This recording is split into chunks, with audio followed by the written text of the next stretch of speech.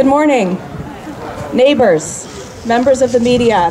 Thank you so much for being here this morning, and thank you to MPP David Piccini and his team for putting together today's event. My name is Claire Holloway-Woodwani, and I'm a member of the Board of Directors for Forests for Our Future, better known as Save Our Trees Port Hope. Other members of the board are here as well, and they include, please wave so people can see you. This is our chair, Greg Burns, Sue Stickley is over here. We've got Will Lambert here, and then Bill Wilkerson as well. We are a nonprofit organization founded last year in response to the overwhelming support in this community for saving Penryn woods and the need for a voice that could act in an official capacity to represent the interests of our community on this important issue. We are preparing now to participate in the LPAT hearing process and have engaged our own legal counsel to make sure that we can both accurately and effectively lay out the reasons why the Aon Mason Homes Phase 5 proposal needs to be rejected. Our concerns look both to the past and to our future. First, Penryn Woodlot must be permanently protected due to its value and significance to our town's ecosystem, our heritage, and our tree canopy. This is based on a wealth of evidence about the importance of trees in the context of climate change, but also to community health and well-being. We also contend that the planning process for Phase 5 has from the outset been plagued by errors, omissions, and most of all, confusion. Confusion which we believe the developer is trying to use to push for a Phase 5 plan that not only runs contrary to their own originally stated vision for the Lakeside Village community, but also to multiple plans which have been subject to past OMB rulings. We have an excellent and knowledgeable lineup of speakers here today who are going to expand on these very important issues, beginning of course with MPP David Piccini. We are tremendously grateful to our MPP for taking up this cause and for his commitment to standing with this community on behalf of Penryn Woods. Mr. Piccini is going to speak to his commitment now, as well as outlining the actions that he will take as our MPP to advance this cause. MPP Piccini.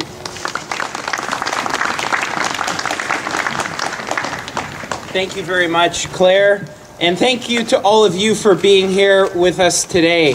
This is an important issue for our community, and I'd once again like to thank Claire and thank the team at Save Our Trees PH. It's been a remarkable community, a group that's come together to stand in support of this woodlot, but most importantly to stand for the type of community that we want to see, for the type of development that we want to see, inclusive development for our community, because this is our future. I stand here today in opposition to the development of the Penryn woodlot.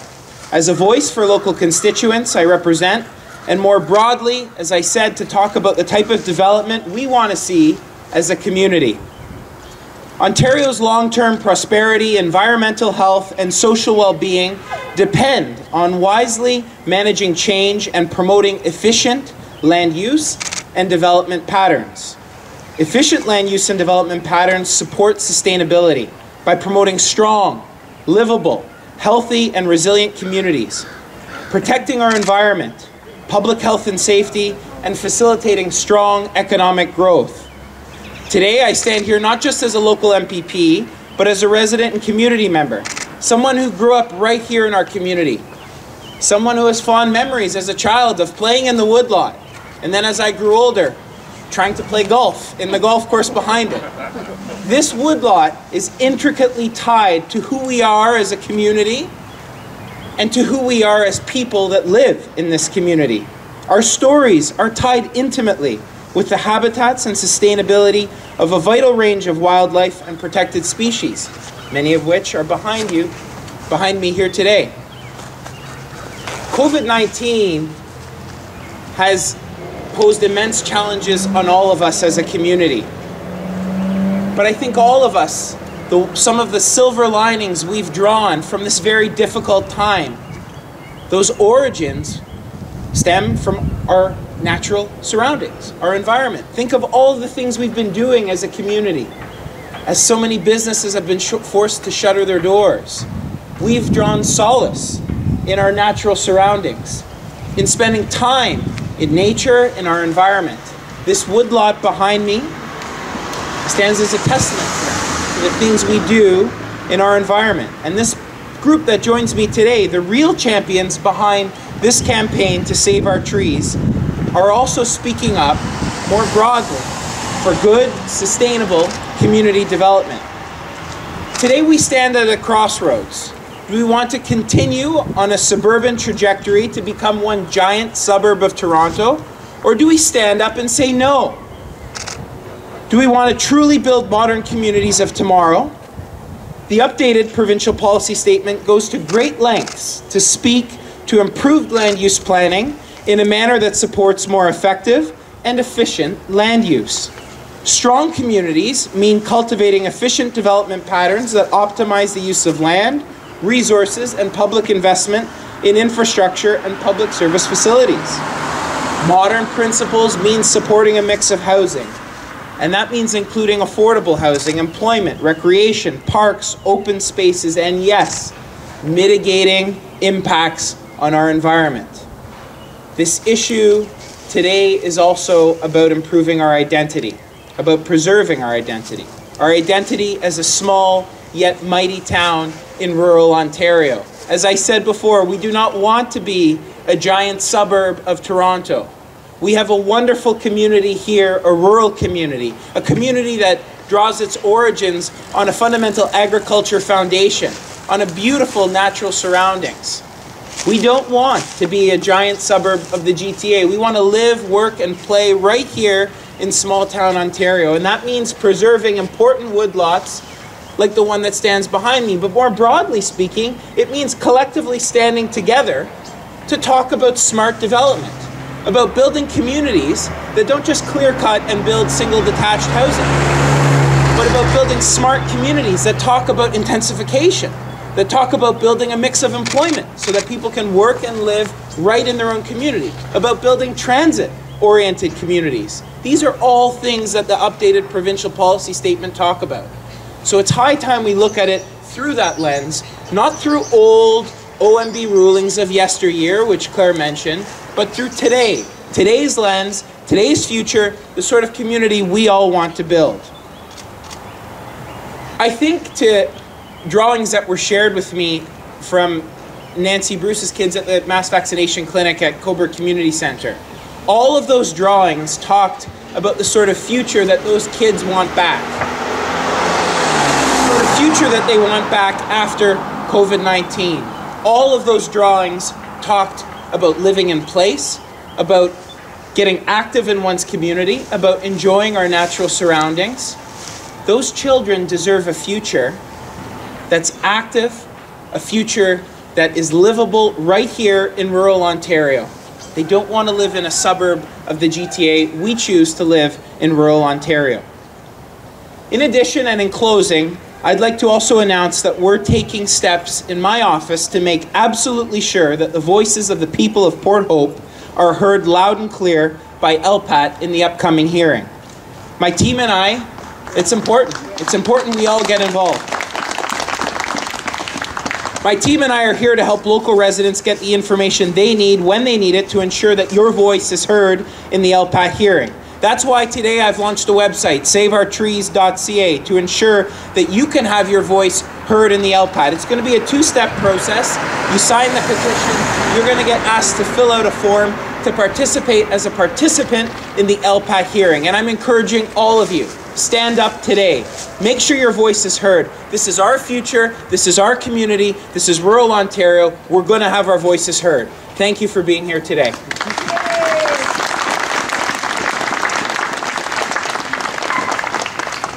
Thank you very much, MPP Piccini, for your important comments. And I hope you all will visit the website later today and take part. It's been tremendous, the work his team has done to help make the process as simple and user-friendly as possible so we can get as many residents as possible to join in.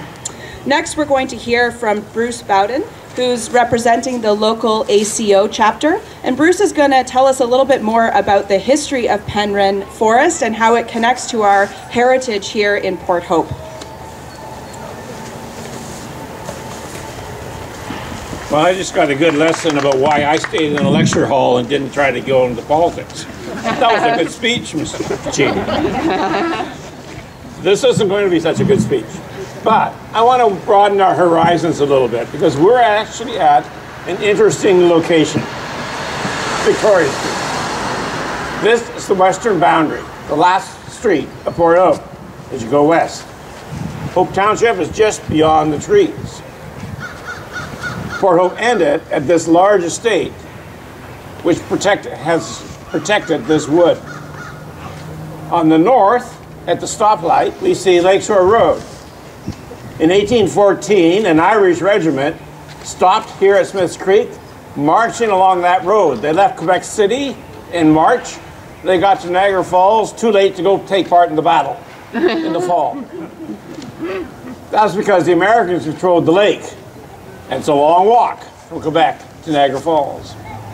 But they stopped right here, along a road and a path that had existed for centuries before the settlement first arrived from colonists in 1793. The man who took over command of the Great Lake Fleet bought this land immediately after, very soon after the War of 1812. A large tract. Captain Williams had significant funds. He built for his children, 3 children, separate land, and 4 major houses were built here at the south, right at the crest of the hill. Probably, I assume, that was the shoreline of Old Lake Iroquois. First was Penryn Homestead in 1831. Next was Denane for a daughter, right up here on Lakeshore, right at the boundary of Port Hope. Next was Penryn Park, which owns the land, why this forest or wood is in threat. And lastly, for a daughter, Adelia, right where you can see a cedar hedge right at the end of the street. So Victoria Street ends as a boundary. And this wood was the boundary of Port Hope. We went beyond into a golf course after 1900, one of the earliest golf courses created in Ontario by the King family. But this was an effective boundary for a town that was a compact town with quite a few gaps in the town because of its topography. And I want to return to that item as well. Right at the edge of our forest is a house that's no longer there. And I want to talk about that. So the Williams family sold all these pieces of land except for Denane until by 1890 and 1894. And a King family, a lawyer from Rochester, bought Penryn Park to be a summer home. It was done a lot along Port Hope and Coburg. Okay? And they built more buildings, including a billiard house right opposite the house, this magnificent Gothic house that is Penryn Park. The last building they built was right there, and it was called Rose Cottage. Named for their Irish servant, who in her second marriage was named Mary Rose. She's actually the great-grandmother of one of our councillors. And she lived there for almost 5 decades. It disappeared last year. The answer was that our developer insisted that that building had to be torn down and got a permit to do so. And so ACO intervened, town council intervened, and we got it moved at great expense to Pine Street, where you can now see a lovely modern house with that old front on it, keeping the old building. It should be right there. It shows the lack of foresight of this developer that it's not there, turned on its axis to face into this wood. They lost an opportunity. But they also got rid of a problem, because Rose Cottage was built to be in the town. Penryn Park was going to be closed in the winter, you didn't leave a young woman to be dealing with winter snowdrifts with nobody living nearby in the winter. You put her in the town. And so Rose Cottage at the edge of this woods shows and proves how this was an integrated concept, that the architecture of Penryn Park in 1857 began as a vision, as a Gothic picturesque vision. This wood is not just a boundary, it is central to an entire, the most important or largest single estate development in Port Hope. And so when we're protecting the wood, we are trying to protect something that's just absolutely central and is tied in, intricately tied in to the cultural, the physical buildings which are at its southern boundary. That's true for Port Hope too. We take great pride in the integration and continuing existence with almost very few modern buildings of our downtown street. We call it the best preserved Victorian 19th century street in all of Ontario. It probably is. But there are other old towns in Ontario which have beautiful aspects as well, especially those built out of limestone like Kingston and Perth and towns near Guelph. What makes Port Hope absolutely different from any other spot in Ontario is its topography, is its natural heritage, its natural environment. For between that hillside and the high school up on Victoria Street, there are 4 ravines which all flow towards the Ganaraska River. And it changed the street outline that they could build in this town, and it meant they had to keep a tree canopy and those ravines that survived. So this wood is actually now greatly diminished from what it might have been. But just as this is an integrated natural and cultural unit, so is Port Hope. And so when we're trying to protect this, we're really trying to protect the entire essence of our town. That past is our future. Hope we can save it.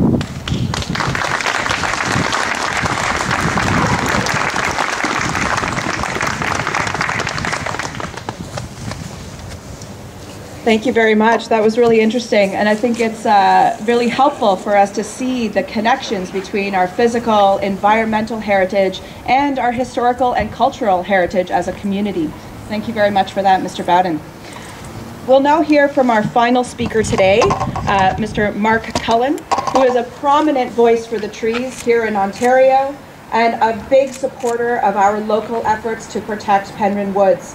Mr. Cullen's going to speak about the importance of old-growth trees and expand more about the role that forests and urban forests particularly can play in the face of climate change for environmental sustainability and community well-being. Mr. Cullen.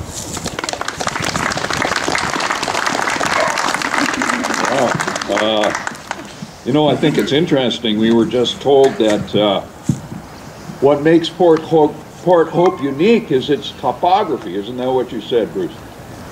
I think that may be true, but what really makes Port Hope unique is you.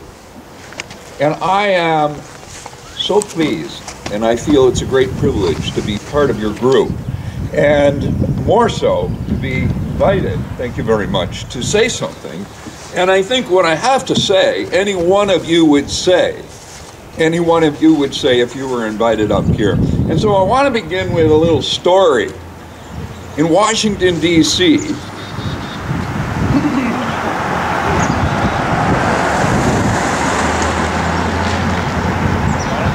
a busy place. What is this, rush hour in Port Hope? Must be lunchtime or something. In Washington, D.C., at a subway station on a chilly winter morning, a man played violin.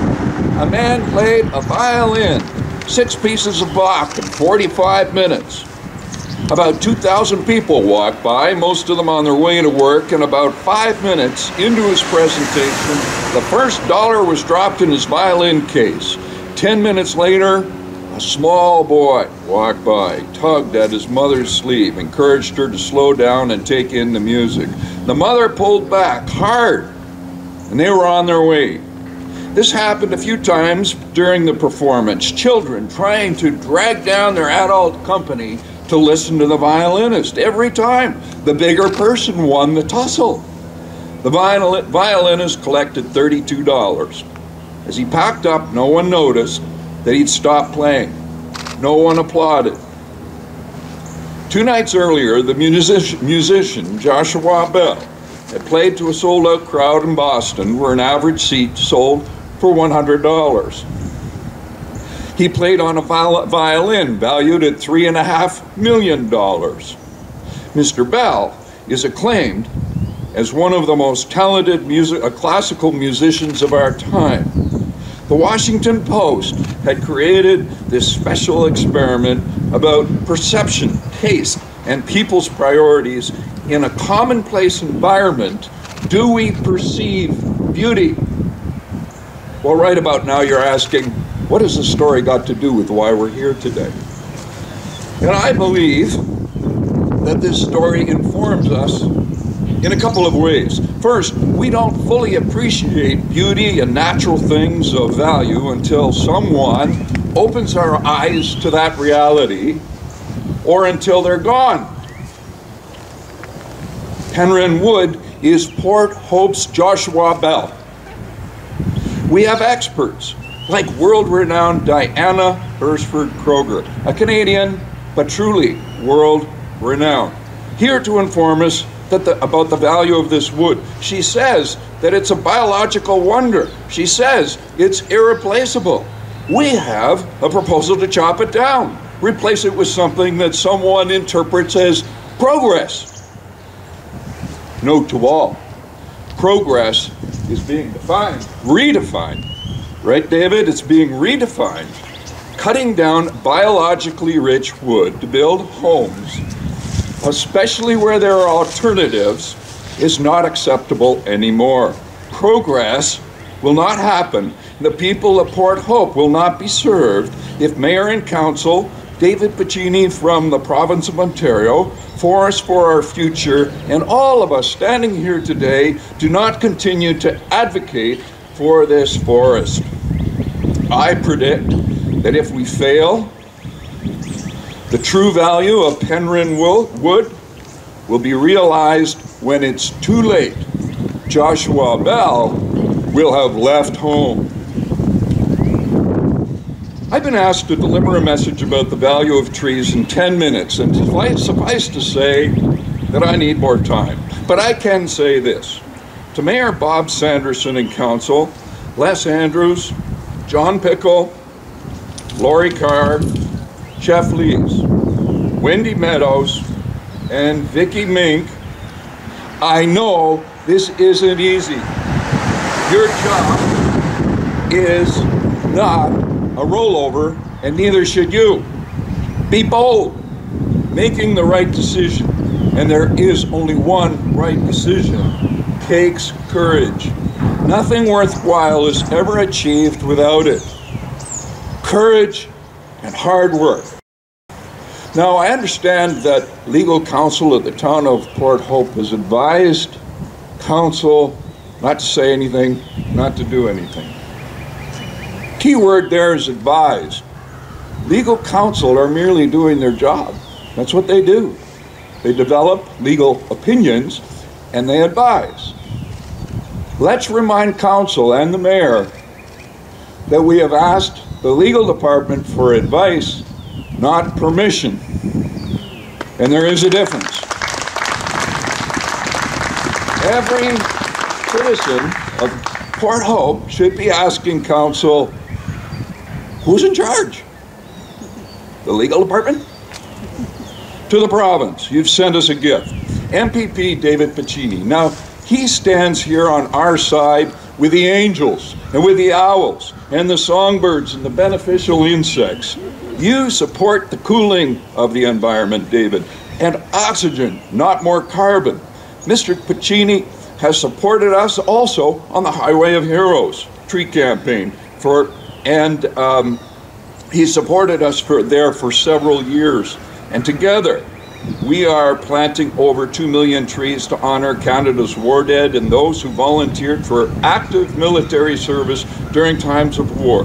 David, we urge you and the powers of the Government of Ontario to stand up for this wood using your considerable resources. And you say you're doing that, and nothing could make us happier. David, a word. Our trees, the Highway of Heroes, all 2 million of them, will not produce the environmental benefits of these woods for at least 2 generations. The $10 million that Canadians have donated, including the generous financial support that your government has provided, will not produce a fraction of the environmental benefits that these woods produce today. The Highway of Heroes tree campaign won't for a very long time. Why? Because our new trees need to grow up to be productive contributors to a better Ontario. We're planting trees on and near the highway, not for ourselves, but for the generations to come. And there is the nut of the thing, right? If someone thinks that this is a debate, or this battle rather, is about saving a nice place to walk the dog or watch the birds, well, you're wrong. It's about our children. It's about our children's children. To Mason Holmes and anyone else who stands on the other side of this issue, let me say this. You haven't returned my phone calls. I understand. I merely wanted to talk. Maybe we could share a game of golf. And don't worry, I'm not very good. We could play, say, at the Port Hope Golf and Country Club. It's a gem. I'll buy. Alas, I know you don't want my advice. And I have a policy not to give advice unless I'm asked for my advice. But I do have an observation. My observation is that when you pass the bread, it comes back buttered. Based on 45 years of life and business, including a little bit of real estate, I have learned that when we take the high road and do the right thing, we're always paid back in kind and always in ways that are unexpected. Pass the bread. Do the right thing. I assure you, you will come back buttered. To forest for our future, as long as there's a challenge before us, there is fight in us. I am with you, as are many. Watch us. We've just begun. And finally, remember Joshua Bell. Remember the kids who wanted to stop and listen to him? The kids knew something, just as the kids of Port Hope know something today about Penryn Woods. Bring any one of them here. Bring all of them here. And tell them that this wood may be chopped down and replaced with townhouses or whatever they propose they want to do here. And ask them what they think. And they will say, that is ridiculous. That's what they'll say. Bring them here. And for once, just once, let us not as adults pull them away in a hurry. Let's listen. Let's listen and do the right thing. After all, we preserve these woods not for ourselves, but for the legacy that is Port Hope. Thank you.